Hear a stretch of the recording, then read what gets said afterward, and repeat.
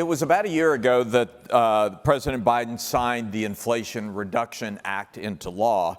And one key part of that act was some pretty remarkable rebates for low and moderate income households. As it stands, if you make less than 80% of the area median household income, you can be fully refunded for up to $1,800 a year in home energy costs and appliance upgrades.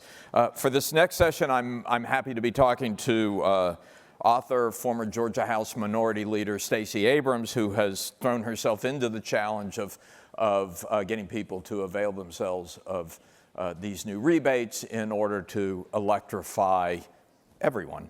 Let me welcome to the stage Stacey Abrams.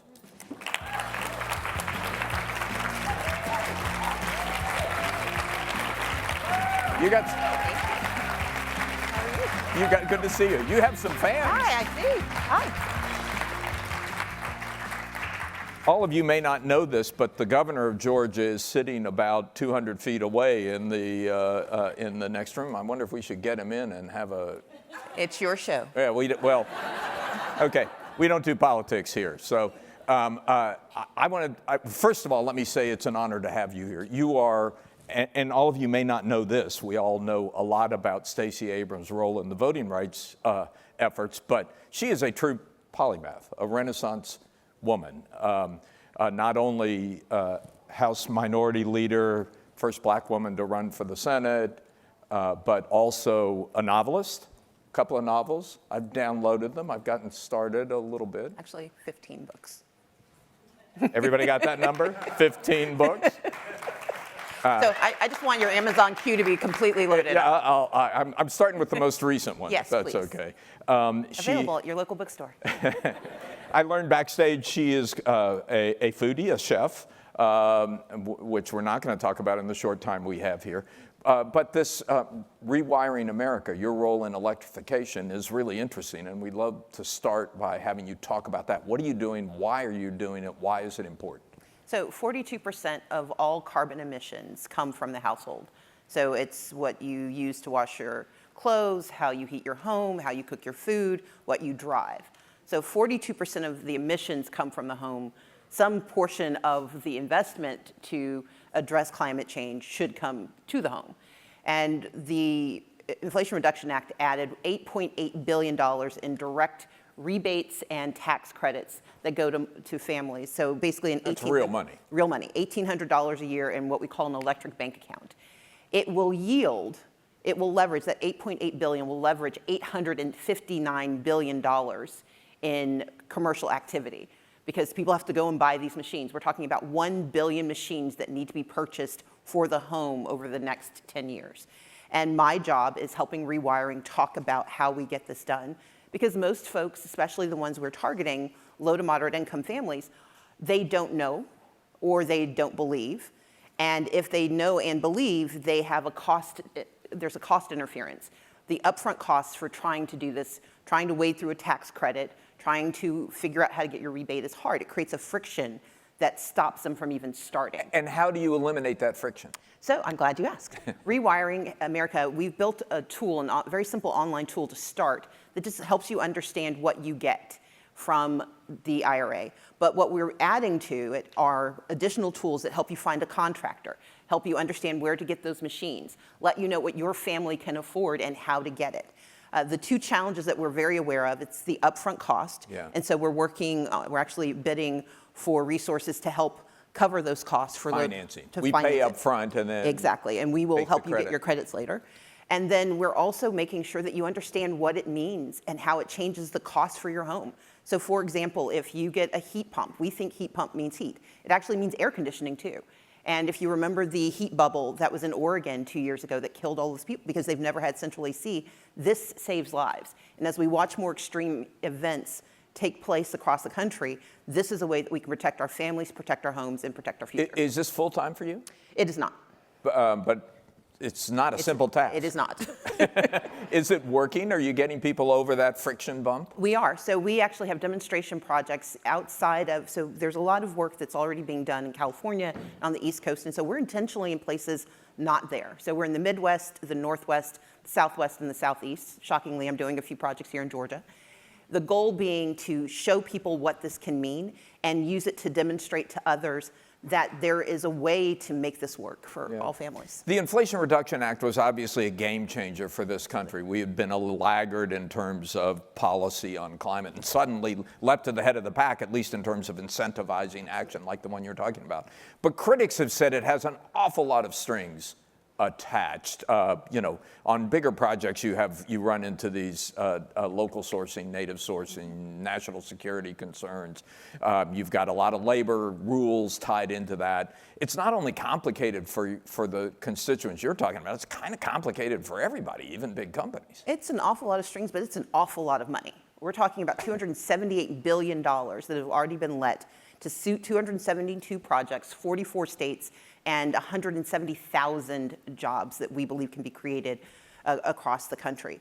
And so with that in mind, the goal is to use this opportunity to learn how to create this not just for the short term, but to create a long-term transition in our economy that keeps up with the reality of environmental change.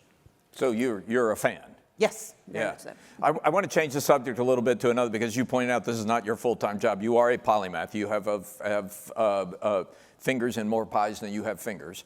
Another thing that's been a topic of conversation over the last 24 hours among this group is the spate of lawsuits challenging a variety of corporate diversity efforts. I know you're talking to some people about defending those, about what's going on there. What's your view of what's happening, and what can the people in this room do to make sure that they're not subject to legal action? Well, let's start with the end in mind. There's no way to avoid being sued because it's working. The attacks on DEI are directly a response to the effectiveness of actually matching our commercial side and matching our economy to our populace. That's a native good, but there are those who are very resistant to it, who would like to both ignore the past and, I would say, want to manufacture a false future where we disallow participation from communities that for so long were not included. But we also know it is lucrative. Companies that participate in DEI make more money. When you add people to the roster, I mean, let's go back to rewiring. One of the things we know about the energy economy, we need 1.4 million additional people just to take on the jobs for the residential side of electrification. But if they can't be introduced into those apprenticeship programs because they're targeting populations that are typically not participating, then we're never going to get the workforce we need. I would say that, first of all, thank you for those of you who are willing to engage. Thank you for your bravery, but also remember your bottom line. You make more money when more people can afford to use your products. And when we improve access in this country, we improve the bottom line for everyone. Lawsuits are designed not for victory, but for a chilling effect. And the chilling effect is when you decide to unilaterally disarm for fear of being attacked. I'm in politics. If you do that, you never go anywhere. Unilateral disarmament only works if you already have everything you need. But Stacey, having said that, nobody in this room wants to be caught up in this legal fight. No one does, and they don't want to be caught up in the political fight either. So are there things they can do to minimize the risk? You can't avoid the risk. Minimize the risk. So the challenge is that the risk is a fundamental attack. This is not a question of how do you game the system. It is a fundamental question of whether or not we are going to address inequity and diversity. They're attacking military academies. We know that the military was the first major institution to engage in desegregation, and one of the lawsuits is seeking to end access to military academies. We know that people of color are more likely to be enlisted, but they are less likely to go through the military academies and have the means of access. And so I would love to give you the fun answer, which is, oh, just keep quiet and it'll be fine. But this is actually a moment for action. This is a transformative moment where we can do right and do well. We can do good and do well at the exact same time. You can gird yourself by making sure that we're creating a new narrative. Part of the way they're winning is that those of us who agree are silent, and not this community, but there's so many who are going silent, hoping that if they just stand still and keep their mouths shut, no one will notice them. They've already found you. They know who you are. And so the issue is, it is more important that we bind together, that we use our philosophical premise, which is that we want to do well. I'm a small business owner. Yeah. We can do well and do good, but we have to defend the fact that it makes sense that more people have access to the American dream. And that's your fundamental premise. It's really important that you're saying that. One theme I've heard over the last 24 hours from members of this group is, hey, we're doing all the same stuff we were doing before. We just aren't talking about it as much. You're saying there's a cost to not talking about it. There's a cost to not, and you and I have a mutual friend who has just been sued. Not because she didn't stop talking about it, but she didn't know anyone else was paying attention, and they found her. We know that when you are silent is often seen as consent. We are agreeing to the attacks. We are agreeing that they are correct. If we do not push back and you guys know this, silence when your competitor is putting their narrative into the air and you are silent, your competitor wins. And the same thing is true on DEI. This is not about changing your value system. It's about articulating those values. That's a strong message. Anybody, any questions? Anybody want to further clarification on that? Comment? It's really ironic that I'm getting silence in that. So. Right here, please, right here in the front table. Stacey, thank you for your leadership.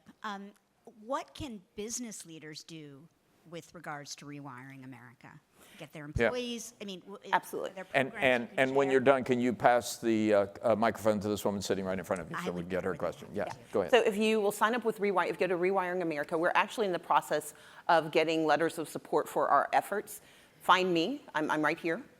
But we're going to ask employers, because your employees want these rebates, they want this help, and so we will be creating a roundtable of businesses to help us push this information out.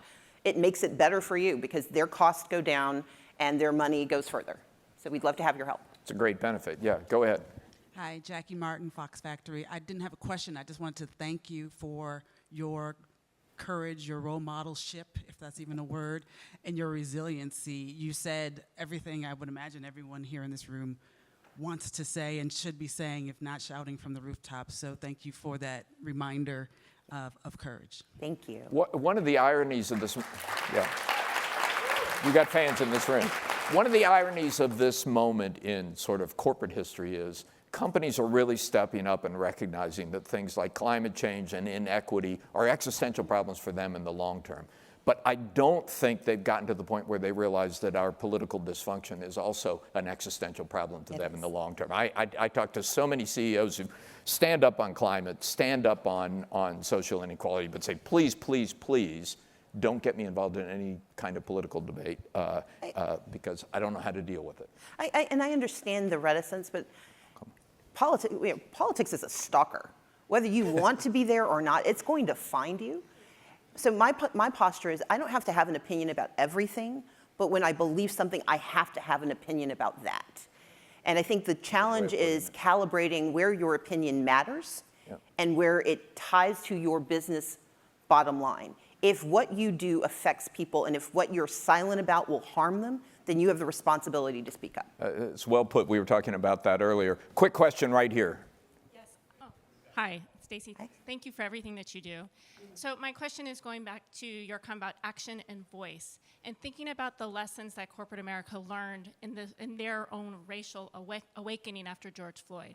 So what would your advice be to corporate influencers, frankly, right? All these CEOs and C-suite leaders who have the podium and have the national ear.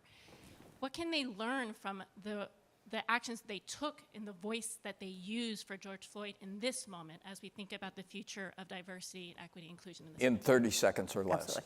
Absolutely. Talk about the successes. Right now, the narrative is only filled with the stories of failure or difficulty. We know that transformation is difficult. We know evolution is difficult. But when you tell the positive stories, it starts to create a counterbalance, and that's where we start. Talk about how it's helped you improve your bottom line, how it's improved your workforce, and how it improves your ability to deliver your product. When you start there, it creates an environment where more people can join to amplify the good, and we can start to protect against the bad. Stacey Abrams, great conversation. Thank you so much for joining us. Thank you. That was our first standing ovation. No one gave me a standing ovation.